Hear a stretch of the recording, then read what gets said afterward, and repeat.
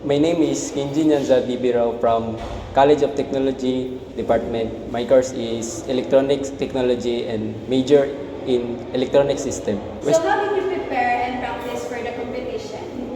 Mag-practice lang kada oras kung say free o makig-scream sa lain nga team. Tas moro ya balik-balik ra nga cycle sa pag-practice para ready sa tournament. My name is Kim Christian M. Del Weste from College of Engineering and Architecture, taking computer engineering third year. During the competition, what are the challenges that you have faced and how did you overcome them?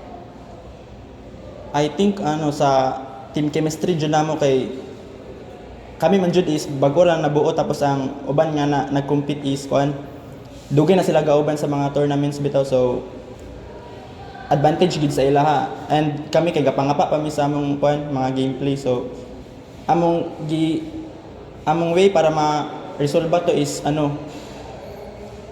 is mag-banding mi kay ang team chemistry man jud kay dili siya ma-build inside the game but outside pod so 2 days before sa tourna kay mag-uban mi para magtapok mi dula tas dito din mabuo mo kan. What are your team's plan for the future?